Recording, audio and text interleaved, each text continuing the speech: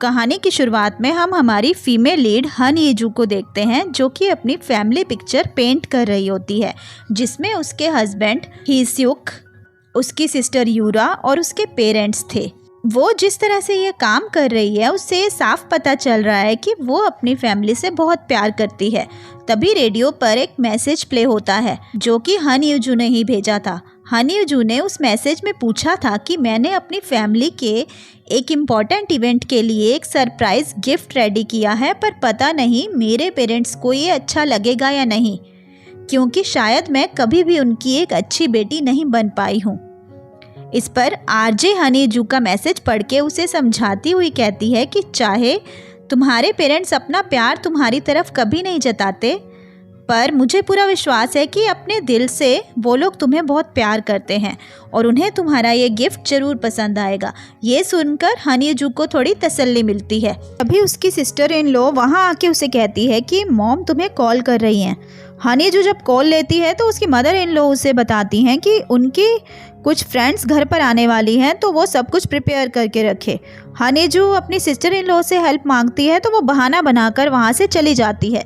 हन येजू अकेले ही सब क्लीनिंग और बाद में कुकिंग का काम निपटाती है और इस जल्दी में उसके हाथ पर एक कट भी लग जाता है, पर फिर भी उसको मदर इन लॉ की बातें सुननी पड़ती हैं। वो कहती हैं कि तुम्हारे जले हुए खाने की वजह से मुझे शर्मिंदा होना पड़ा। क्या तुमने ये इसलिए किया क्योंकि हम लोग गरीब हैं? इस पर हन येजू अपना कार्ड निकाल कर उन्हें दे देती है और अपने लिए कुछ खरीदने के लिए कहती है और वो बेशर्मों की तरह वो कार्ड ले भी लेती है। दरअसल हन येजू के पेरेंट्स बहुत रिच हैं और हन येजू उनकी अडॉप्ट की हुई बेटी है। हन येजू की मदर इन लॉ हमेशा से चाहती थी कि हीस्युक हन येजू के पापा के साथ काम करे, पर हन येजू को ये पसंद नहीं था। अगले सीन में जब हन येजू अपने पेरेंट्स के घर जा रही होती है तो रास्ते में अपनी मदर इन लॉ की कही बात के बारे में सोच रही है। उन्होंने कहा था कि मैंने सुना है कि तुम्हारी बहन मिस्टर डू कुक के साथ शादी कर रही है और मिस्टर डू कुक तुम्हारे हस्बैंड हीस्युक की कंपनी के सीईओ हैं। तो क्या तुम्हें ये अच्छा लगेगा कि तुम्हारे हस्बैंड तुम्हारी छोटी बहन के हस्बैंड के अंडर काम करे? क्या तुम उसे शर्मिंदा करना चाहती हो? इसके बाद हन येजू जब हीस्युक को कॉल करती है तो वो फ़ोन नहीं उठाता और जब वो अपने पेरेंट्स के घर पहुंचती है तो वहाँ पर भी कोई नहीं होता। फिर वो अपनी मॉम को कॉल करती है पर वो भी उसकी कॉल नहीं उठाती। इधर उसकी मॉम को देखकर ऐसा लग रहा है कि वो हन येजू को बिल्कुल भी पसंद नहीं करती और जानबूझकर उसकी कॉल नहीं ले रही। उसकी मदर अपनी आर्ट गैलरी में अपने स्टाफ को डांट रही होती है। तभी उनके मैनेजर किम के पास हन येजू का फ़ोन आता है और वो पूछती हैं कि सब लोग कहाँ गए हैं, और यहाँ पर हन येजू को पता चलता है कि वो फैमिली इवेंट कल नहीं बल्कि आज है।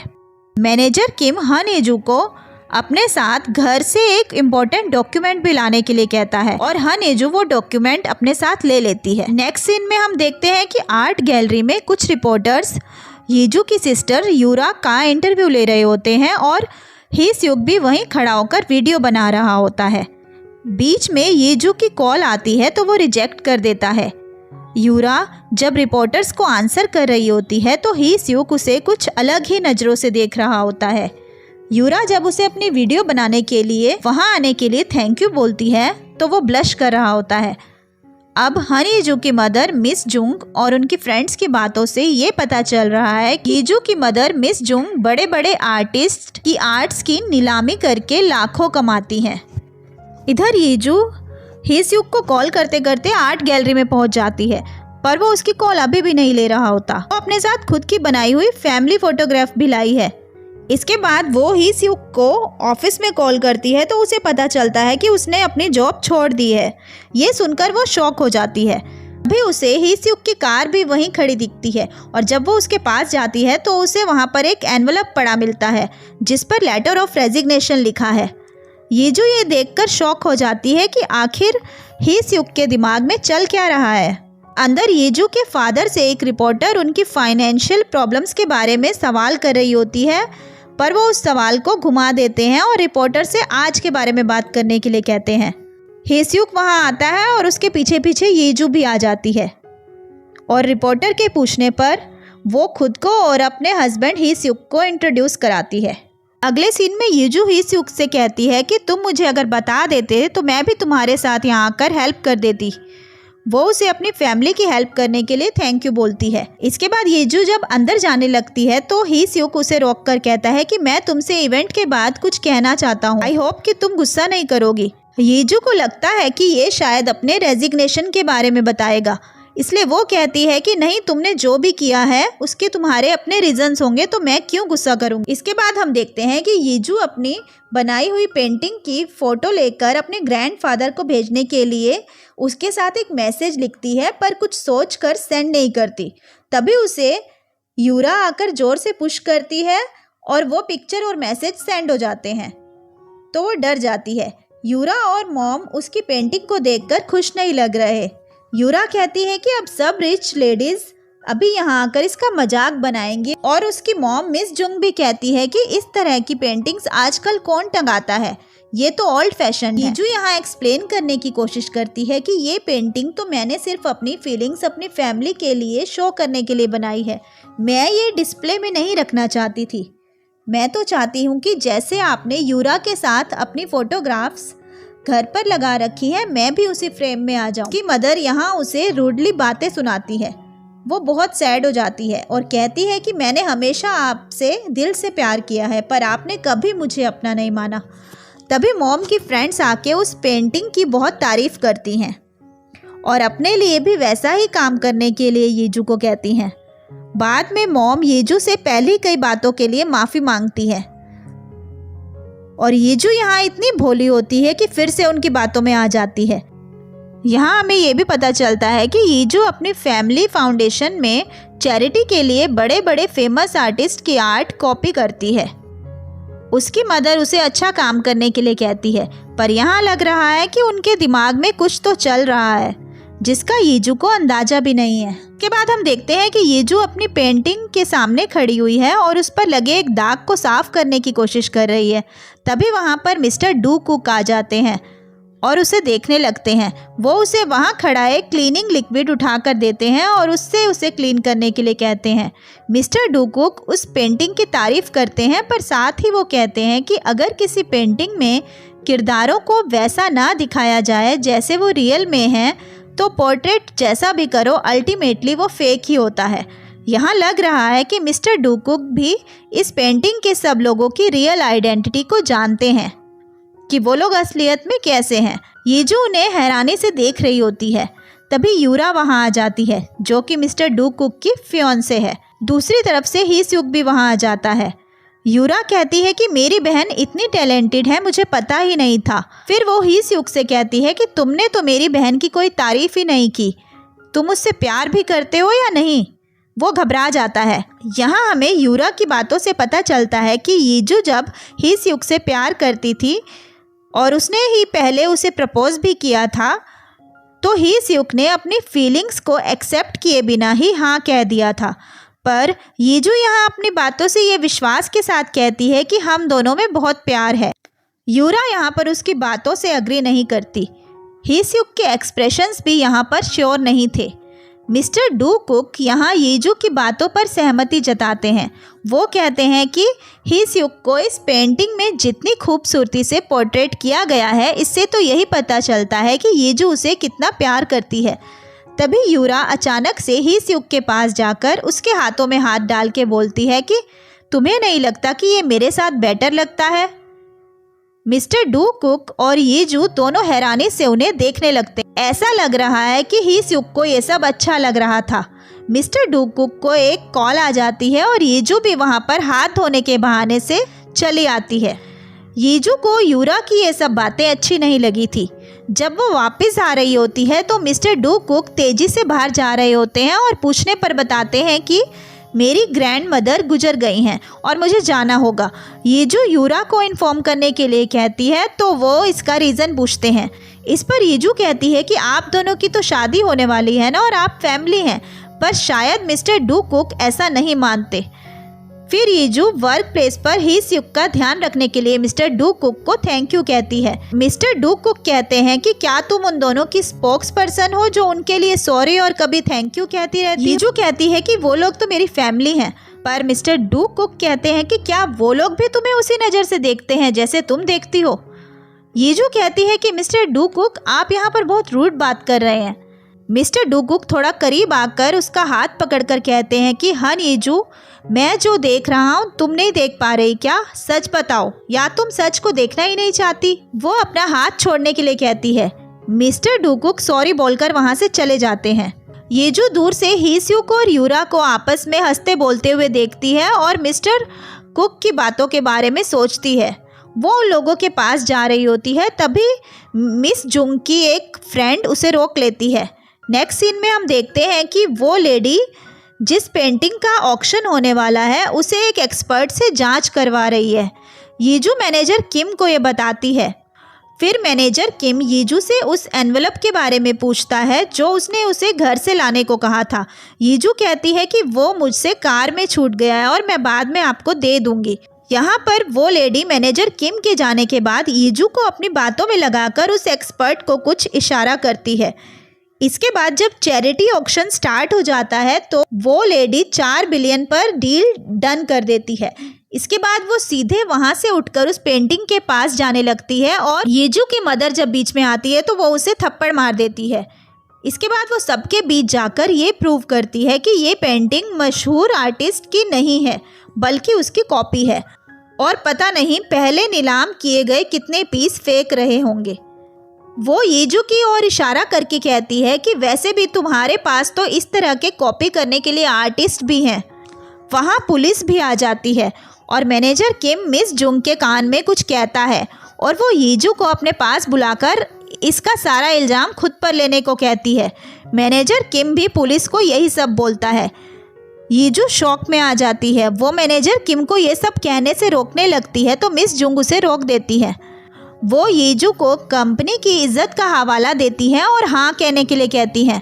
मैनेजर किम पुलिस से कहता है कि इन सब के लिए एक प्रूफ भी मेरे पास है और वो एक एनवलप है जिसमें येजू को पेपर कंपनी से मिले पेमेंट का इनवॉइस है और वो एनवलप येजू की कार में है। अब येजू को क्लिक हो जाता है कि मैनेजर किम ने घर से वो एनवलप किस मकसद से मंगवाया था और ये सब इन लोगों ने पहले से ही प्लान किया हुआ था। इधर हीस्युक को तो यूरा की फिक्र है जो कि येजू को गुनहगार मानकर हर्ट हो गई है। हीस्युक को अपनी वाइफ की कोई फिक्र नहीं है। हीस्युक यूरा से अपनी फीलिंग्स एक्सेप्ट करता है और बताता है कि तुम्हारे करीब रहने के लिए ही मैंने येजू से शादी की थी। मैं उसे तुम्हारे लिए छोड़ भी सकता हूँ। पर यूरा यहाँ उसकी इंसल्ट करती है और उसे खुद से दूर रहने के लिए कहती है। तभी येजू वहाँ आकर ये सब सुन लेती है। वो हीस्युक से कहती है कि ये सब झूठ है ना? तो वो कहता है कि इवेंट के बाद मैं तुम्हें ये बताने वाला था। फिर वो रेजिग्नेशन वाला एनवलप खोलती है तो उसमें डाइवोर्स पेपर्स होते हैं। उसे एक और शौक लगता है। वो कहती है कि तुमने मुझसे शादी ही क्यों की थी? हीस्युक कहता है कि मैं तुम्हारे लिए पिटी फील कर रहा था। येजू यहाँ जोर जोर से रोने लगती है। तभी वहाँ पुलिस आ जाती है और येजू वहाँ से भाग जाती है। मिस जुंग की कॉल आती है और वो उसे वापस आकर उनकी हेल्प करने के लिए बोलती हैं। वो कहती है कि हमने तुम्हें पाल पोस कर बड़ा किया है, तुम इतना तो हमारे लिए कर ही सकती हो। मैं बाद में अपने लॉयर को भेजकर सब कुछ ठीक करवा दूंगी। येजू अंदर से पूरी तरह टूट चुकी थी।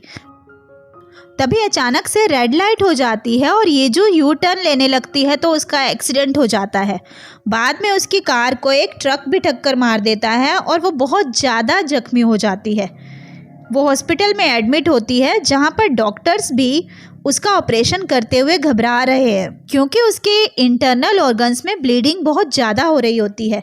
मिस जुंग बाहर बैठी हुई है। डॉक्टर्स आकर उसे सब कुछ बताते हैं। हीस्युक और यूरा भी वहाँ आ जाते हैं। मिस जुंग यूरा और हीस्युक को बहाने से वहाँ से भेज देती हैं। यूरा अब हीस्युक को इग्नोर कर रही है। मिस जुंग येजू का लाइफ सपोर्ट सिस्टम हटा देती हैं और येजू यहाँ पर थोड़े थोड़े होश में होती है। मिस जुंग कहती है कि आज मैं तुम्हें सब सच सच बताऊंगी। मैंने तुम्हें शुरू से लेकर कभी भी पसंद नहीं किया। इसके बाद हमें दिखाते हैं कि जब मिस जुंग येजू के ऑर्फेनेज में आई थी तो येजू ने अपनी अच्छाई की वजह से ये बोलकर उन्हें ड्रिंक ऑफर किया था कि आप बाहर से गर्मी में आई हैं तो थक गई होंगी। मिस जुंग ने इसके बाद येजू को अडॉप्ट कर लिया था। बचपन से ही येजू के पास जितना भी था वो उसमें ही सेटिस्फाई रहती थी, पर मिस जुंग ने हमेशा उसे गलत ही समझा और उसके साथ कभी भी यूरा के बराबर व्यवहार नहीं किया। इसके बाद मिस जुंग यीजू से कहती हैं कि तुम्हारी लाइफ ऐसी रही है जहां तुम ऊंची आवाज़ में अपनी बात नहीं रख पाई, जहां तुम्हें मालूम ही नहीं था कि लोग कैसे तुम्हारी पीठ पीछे तुम्हारी इंसल्ट करके तुम्हें भला बुरा कहते हैं। और ये सब बताते हुए वो हंस रही थी। यीजू ये सब सुनकर बहुत दुखी थी और उसके आंसू बह रहे थे। मिस जुंग फिर कहती है कि मैं तुम्हारी माँ आज तुम्हें लाइफ की लास्ट एडवाइस देना चाहती हूँ। हन यीजू, तुम अपनी अगली लाइफ में कभी भी इतनी काइंड मत बनना जिससे तुम्हारी लाइफ मुश्किल हो जाए।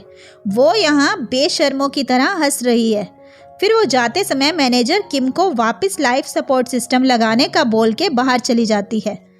मैनेजर किम किसी से फ़ोन मिलाकर यीजू के कान पर लगाता है। फिर वो सब सिस्टम लगा देता है और वहाँ से चला जाता है। मिस जुंग रिपोर्टर से बात करते हुए झूठे आंसुओं के साथ हर चीज़ का इल्ज़ाम यीजू पर डाल देती हैं और कहती है कि पता नहीं इतनी अच्छी लड़की ने ऐसा कैसे किया, शायद मेरी ही परवरिश में कोई कमी थी। पर यीजू की बनाई फैमिली पोर्ट्रेट अब कचरे में पड़ी थी और सब लोग उसे स्कैमर समझ रहे थे। उसकी मदर इन लॉ भी सिस्टर इन लॉ को ये बता रही थी कि उन्होंने भी यीजू से ये कहा था कि ही स्यूक ने उसी की वजह से जॉब छोड़ी है। और वो लोग जिस तरह से बातें कर रहे थे, इन लोगों को ये भी पता था कि ही स्यूक शुरू से ही यूरा को पसंद करता था। इधर यीजू, जो कि अब धीरे धीरे मौत के करीब जा रही थी, उसके मन में यही विचार चल रहे थे कि हे भगवान, मैंने फाइनली रियलाइज़ कर लिया है कि मैंने अपनी लाइफ में बहुत कुछ किया है जिसका अब मुझे पछतावा है। प्लीज़ मुझ पर दया करो और मुझे एक और चांस दे दो। मैं उन सब से बदला लेना चाहती हूँ। डॉक्टरों ने उसे बचाने की बहुत कोशिश की पर वो बच नहीं पाई थी। तभी अचानक अलार्म बजता है और चेहरे पर ब्यूटी मास्क लगाए यीजू अपनी आंखें खोलती है और वो अपने घर पर थी। यूरा उसके पास ही बैठी थी। वो यहाँ सोचती है क्या ये सब एक सपना था। और तभी उसके फ़ोन पर ही स्यूक का मैसेज आता है कि वेडिंग ड्रेस की ट्रायल के लिए वो उसकी वेट कर रहा है। फ़ोन में वो डेट पढ़ती है तो ये 2022 है। वो फ़ौरन कैलेंडर भी चेक करती है तो पाती है कि वो 1 साल पहले जा चुकी है। तभी उसकी कलाई पर एक डेट चमक रही थी, 20/7/2023, जिस डेट से वो आई है। मतलब भगवान ने अब उसे उसका बदला लेने के लिए एक चांस दे दिया है। वो वेडिंग ड्रेस ट्रायल के लिए जाती है तो सब कुछ वैसा ही हो रहा है जैसा 1 साल पहले हुआ था। वहाँ का स्टाफ वही सब बातें कर रहा था और उसकी कलाई पर एक कट भी लग गया था जैसे कि 1 साल पहले लगा था। अब उसे मिस जुंग की बात याद आ रही थी कि तुम इतनी काइंड भी मत बनना जिससे तुम्हें ये मुश्किल हो। अब जब वो ही स्यूक के सामने आती है तो वो स्टाफ से धीरे से कहती है कि मैं पहली लड़की हूँ जो आज यहाँ पर अपनी एंगेजमेंट तोड़ने वाली है। फिर वो ही स्यूक के पास चली जाती है और उसकी कोट की पॉकेट में से एक पेन निकालकर अपनी ड्रेस को नीचे से काट देती है और कहती है कि ये ड्रेस मुझे ऐसे ही पसंद है।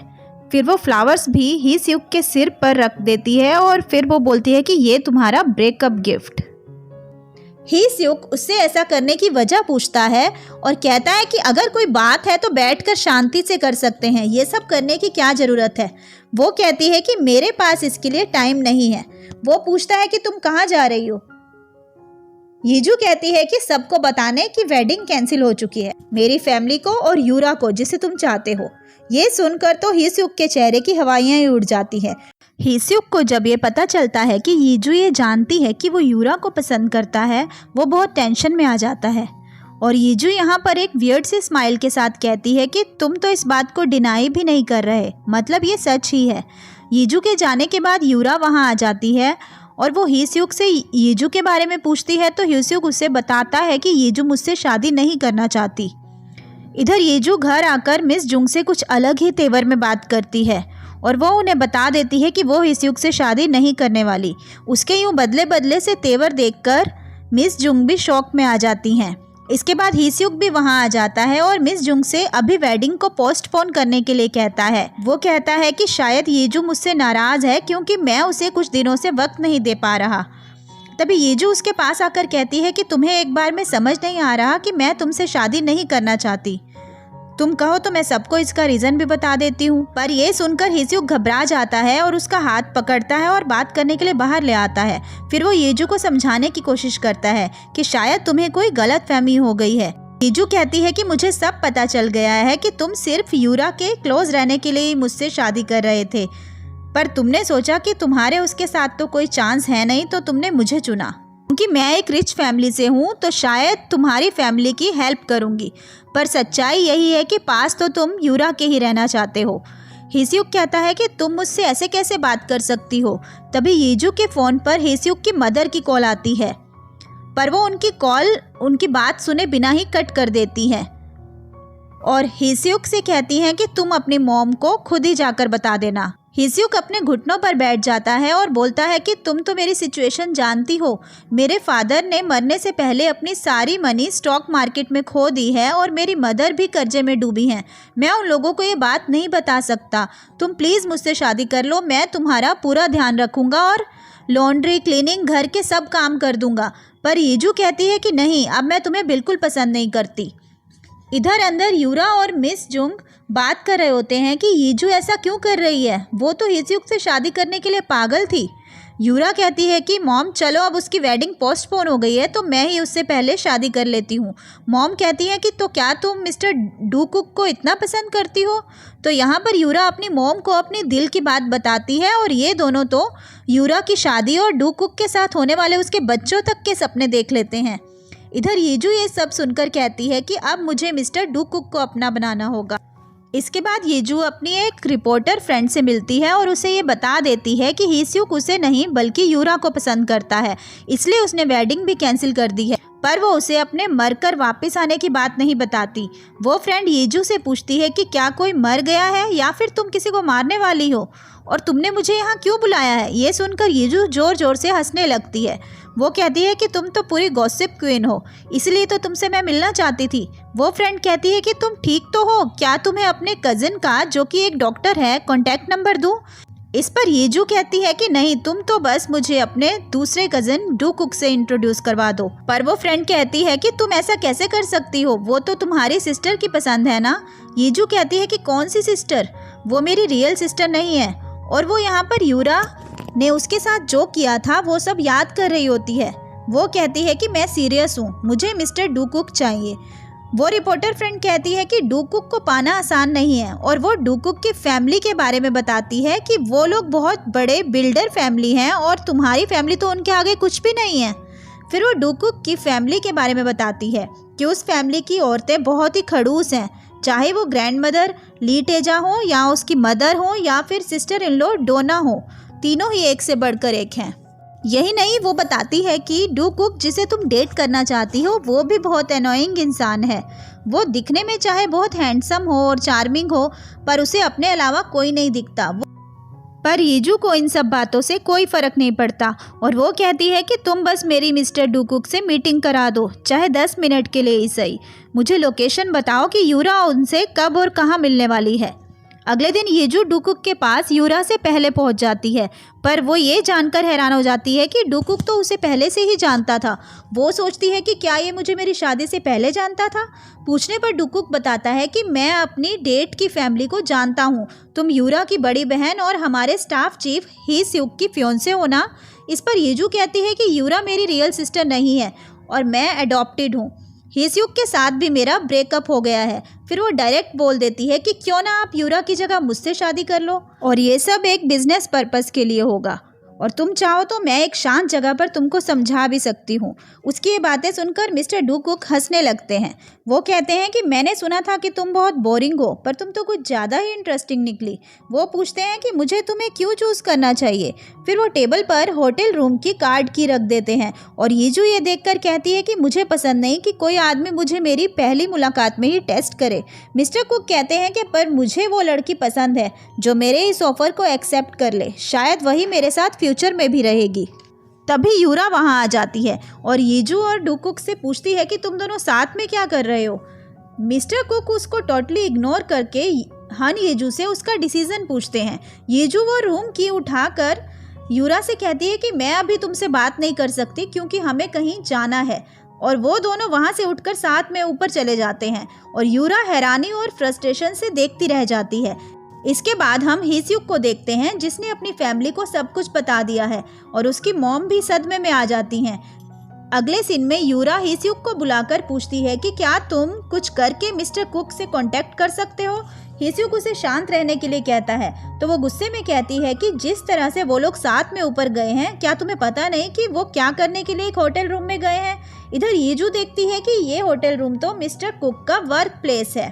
फिर यूरा येजू को मैसेज करती है कि मैं यहीं पर वेट करूंगी जब तक कि तुम बाहर नहीं आ जाती। ये पढ़कर येजू डुकुक से कहती है कि क्या हम रात को यहीं रुक सकते हैं, और वो मान जाते हैं। मिस्टर डुकुक उससे पूछते हैं कि आखिर वो उनसे शादी क्यों करना चाहती है। येजू बताती है कि सच कहूँ तो तुम मेरे टाइप के नहीं हो, मेरी तुमसे शादी एक कॉन्ट्रैक्ट मैरिज होगी और मैं तुम्हें तुम्हारी कंपनी से रिलेटेड सभी इन्फॉर्मेशन दूंगी। फिर वो कुछ ऐसी बातें उनकी कंपनी से रिलेटेड बताती भी है। तो मिस्टर कुक कहते हैं कि ये इन्फॉर्मेशन तुम्हें हीस्युक ने दी है ना। इस पर येजू कहती है कि मुझे नहीं लगता कि तुमने ये सब हीस्युक को बताया होगा। फिर वो मिस्टर कुक को ड्रिंक ऑफर करती है और कहती है कि वैसे तुम इतने भी बुरे नहीं दिखते और अगर हम फ्यूचर में शादी करेंगे तो अलग अलग रहेंगे। मैं अपने खर्चे खुद ही उठाऊंगी और कुछ टाइम के बाद तुम्हें डाइवोर्स दे दूंगी। क्या तुम्हें मंजूर है। मिस्टर कुक कहते हैं कि तुम एक इंटरेस्टिंग इंसान हो और मैं तुम्हारे बारे में और ज़्यादा जानना चाहता हूँ। वो दोनों साथ में ड्रिंक करते हैं। इधर यूरा बहुत ज़्यादा गुस्से में होती है। वो हीस्युक की कोई भी बात नहीं सुनती और उसे कहती है कि तुमने आखिर किया ही क्या है कि वो एक दिन में ही इतनी बदल गई है। वो उससे बात करने की कोशिश करता है पर वो बिना कुछ कहे ही वहाँ से चली जाती है। इधर येजू ने बहुत ज़्यादा ड्रिंक कर ली होती है और डुकुक उसे सोने के लिए कहता है। येजू अपने बाल बांधने लगती है तो डुकुक उसकी मदद करता है। येजू नशे में मिस्टर कुक को बताती है कि मैं एक बार मर चुकी हूँ और क्या कभी तुमने भी ज़िंदगी में इस तरह का कुछ देखा है। मेरे सामने तो मेरी ज़िंदगी की सब मोमेंट्स एक फ़ोटो एल्बम की तरह बिखरी हुई हैं, पर उनमें से कोई भी मोमेंट खुशी से भरा नहीं है। पर मिस्टर कुक को यही लग रहा होता है कि ये नशे में बड़बड़ा रही है। फिर वो कहती है कि इस बार मेरी लाइफ डिफरेंट होगी और इसके बाद वो बेहोश हो जाती है। नेक्स्ट मॉर्निंग जब येजू की नींद खुलती है तो वो देखती है कि मिस्टर कुक उसके पास ही सो रहे हैं। वो झटके के साथ उठ जाती है और फिर वो उन्हें देखते हुए कहती है कि वैसे ये सोता हुआ इतना भी बुरा नहीं लग रहा। इसके बाद वो चुपचाप वहाँ से निकल जाती है। वो जब अपने घर जा रही होती है तो उसे हीस्युक बाहर ही मिलता है। वो सवाल पूछने लगता है पर वो बिना सुने अंदर आ जाती है। अंदर आती है तो मिस जुंग उसे एक थप्पड़ मार देती हैं। तुम्हारा दिमाग तो ठीक है ना, तुम्हारी हिम्मत कैसे हुई यूरा के प्यार को छूने की। वो कहती है कि मॉम आपकी हिम्मत कैसे हुई अपनी बेटी को मारने की। येजू के फादर कहते हैं कि तुम दोनों बहनें एक लड़के के लिए कैसे लड़ सकती हो। येजू तुम हीस्युक से शादी कर लो जैसा कि पहले से प्लान था। पर येजू कहती है कि क्या आप चाहते हो कि मैं एक ऐसे आदमी से शादी करूं जो किसी और लड़की से प्यार करता है। और वो यहाँ पर बता देती है कि वो लड़की यूरा है। यूरा कहती है कि तुम ऐसा क्यों कह रही हो। क्या हीस्युक ने पिछले कुछ दिनों में तुम्हें इतना इग्नोर किया है कि तुम इन सब में मुझे भी इन्वॉल्व कर रही हो। येजू कहती है कि बस बहुत हो चुका, ये कोई ड्रामा नहीं है। मैं डुकुक के साथ रात बिता के आई हूँ और आप लोगों को इसका मतलब भी समझ आ रहा है। अब यूरा फुट फुट के रोने लगती है। मिस युंग उसे चुप करा रही होती हैं। फिर वो मैनेजर किम को बोलकर येजू को रूम में बंद करवा देती हैं।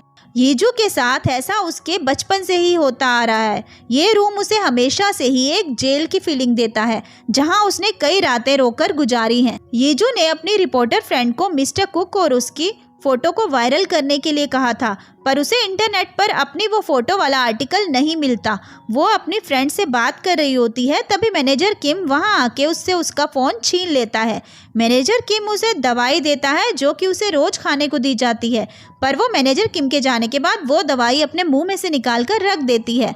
इधर मिस्टर डुकुक येजू की कॉल की वेट कर रहे होते हैं। उनका असिस्टेंट कहता है कि क्या आप किसी की कॉल का इंतजार कर रहे हैं। इस पर डुकुक कहता है कि क्या हो अगर एक लड़की एक दिन तुमसे शादी करना चाहे और दूसरे दिन गायब हो जाए। असिस्टेंट कहता है कि शायद वो आपसे अब बात नहीं करना चाहती। नेक्स्ट सीन में हम डुकुक को उसकी फैमिली के साथ बैठा हुआ देखते हैं, जहां वो सबको बताता है कि वो जल्दी ही शादी करने जा रहा है। इधर येजू गली में से जा रहे बच्चों का फ़ोन विंडो से मांग लेती है और डुकुक को कॉल करती है। डुकुक सबके सामने ही उससे सवाल करने लगता है कि तुम्हारा फ़ोन ऑफ क्यों था। और ये किसका नंबर है? तुम्हें पता भी है कि मैं कब से तुम्हारी कॉल का इंतज़ार कर रहा था। यीजू कहती है कि मुझे तुमसे मिलकर बात करनी है, तुम मेरे घर आ जाओ। अगर तुम अभी आओगे तो मैं तुम्हें तुम्हारे बिजनेस से रिलेटेड अच्छी इन्फॉर्मेशन देने वाली हूँ। पर डूकुक उसे कहता है कि मैं तुमसे 2 साल बड़ा हूँ, अगर तुम्हें मुझसे मदद चाहिए तो थोड़ा पोलाइटली बात करो, या फिर तुम ऐसा भी कह सकती हो कि please rescue me my Prince. ये सुनकर यीजू कहती है कि ये आदमी पागल हो गया है क्या। इसके बाद डूकुक जब अपने घर से उठकर आ रहा होता है तो उसकी मॉम उसे कहती हैं कि मैंने सुना है कि वो एडॉप्टेड डॉटर है, तुम जानते हो ना, ये जानकर भी उससे शादी करना चाहते हो।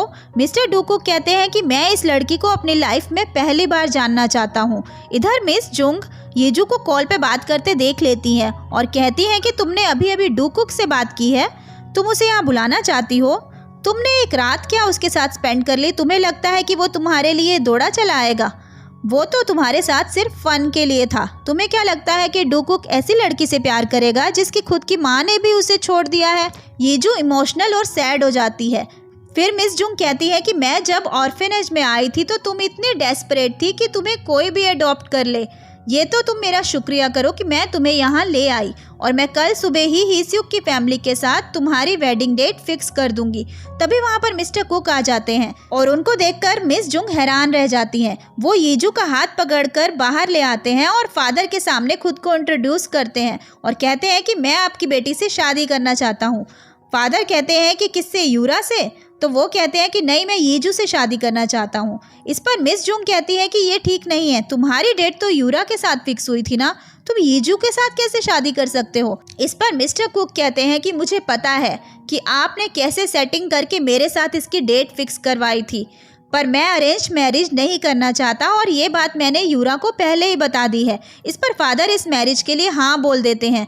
यूरा कहती है कि तुम दोनों कब से साथ हो और इसीलिए तुमने हीस्युक से शादी भी तोड़ दी है और कहा कि वो मुझे पसंद करता है। तुम डूकुक के साथ अपनी एंगेजमेंट तोड़ने से पहले से ही हो ना? इस पर डूकुक कहता है कि हम दोनों तो कल पहली बार मिले थे।